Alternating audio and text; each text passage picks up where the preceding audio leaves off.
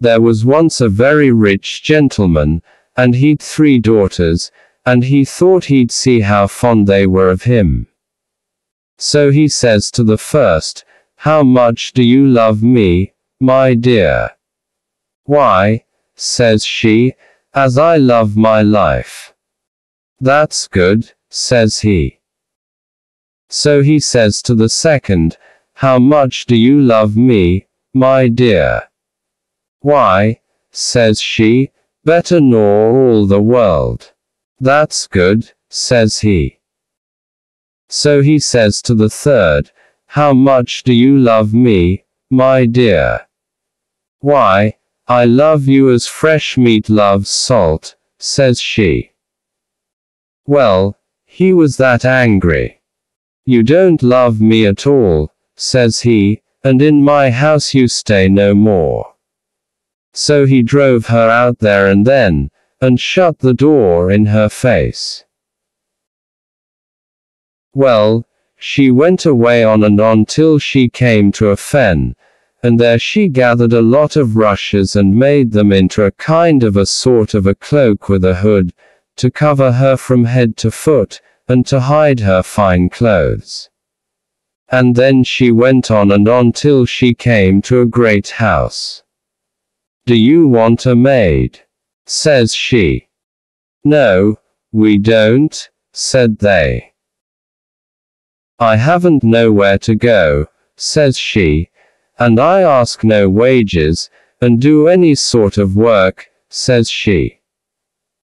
"Well," says they, "if you like to wash the pots and scrape the saucepans you may stay," said they. So she stayed there and washed the pots and scraped the saucepans and did all the dirty work. And because she gave no name they called her Capo Rushes. Well, one day there was to be a great dance a little way off, and the servants were allowed to go and look on at the grand people. Capo Rushes said she was too tired to go, so she stayed at home. But when they were gone she offed with her Capo Rushes, and cleaned herself, and went to the dance. And no one there was so finely dressed as her. Well, who should be there but her master's son, and what should he do but fall in love with her the minute he set eyes on her? He wouldn't dance with anyone else. But before the dance was done Capo Rushes slipped off, and away she went home. And when the other maids came back she was pretending to be asleep with her Capo Rushes on. Well, next morning they said to her, "You did miss a sight, Capo Rushes." "What was that?" says she. "Why, the beautifulest lady you ever see, dressed right gay and gar. The young master, he never took his eyes off her." "Well, I should have liked to have seen her," says Capo Rushes. "Well, there's to be another dance this evening, and perhaps she'll be there." But, come the evening, Capo Rushes said she was too tired to go with them. Howsoever, when they were gone, she offed with her Capo Rushes and cleaned herself, and away she went to the dance.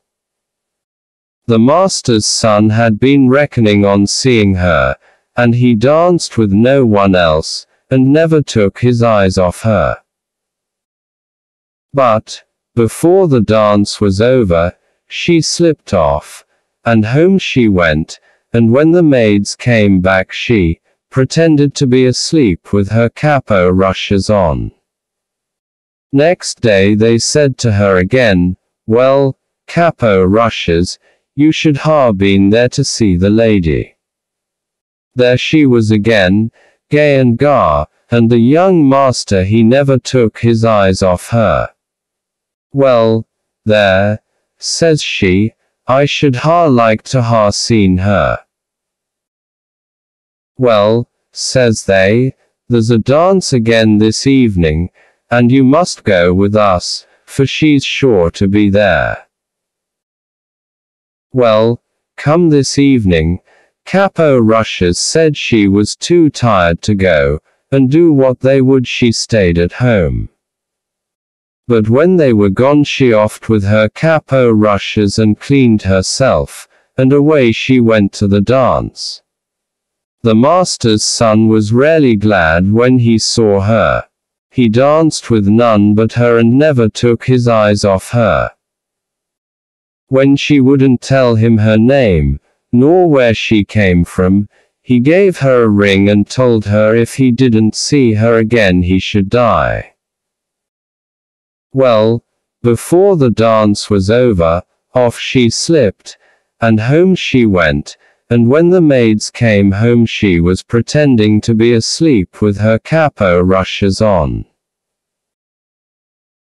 Well, next day they says to her, "There, Capo Rushes, you didn't come last night, and now you won't see the lady, for there's no more dances." "Well, I should have really liked to have seen her," says she.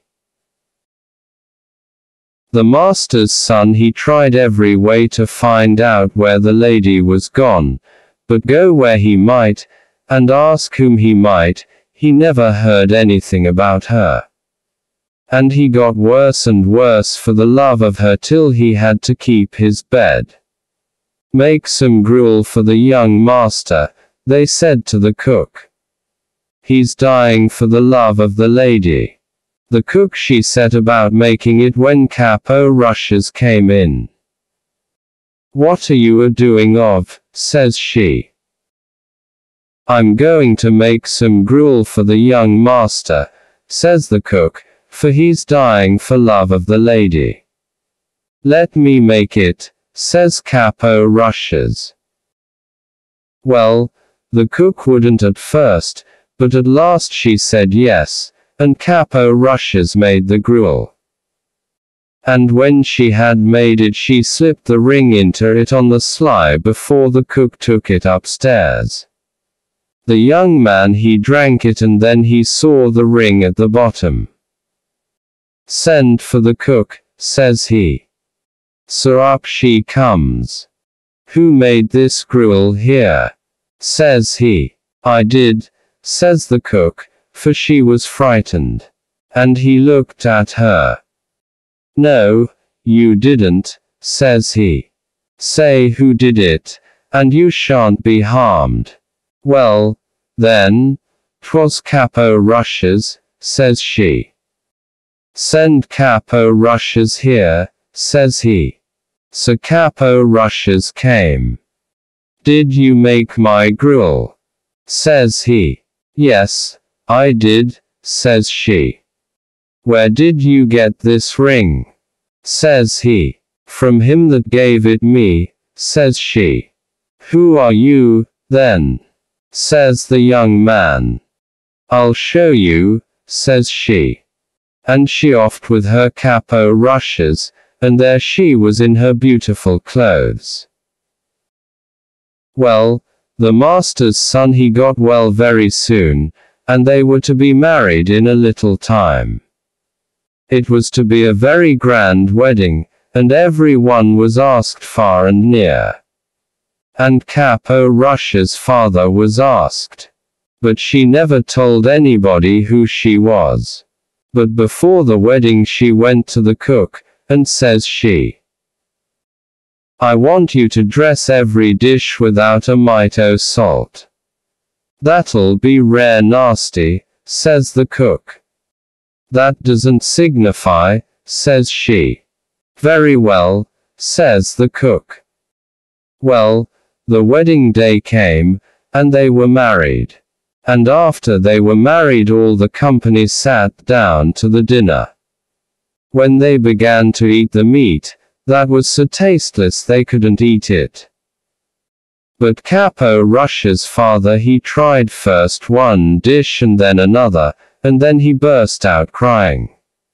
"What is the matter?" said the master's son to him. "Oh," says he, I had a daughter. And I asked her how much she loved me. And she said, as much as fresh meat loves salt. And I turned her from my door, for I thought she didn't love me. And now I see she loved me best of all. And she may be dead for aught I know. No, father, here she is, says Capo Rushes. And she goes up to him and puts her arms round him. And so they were happy ever after.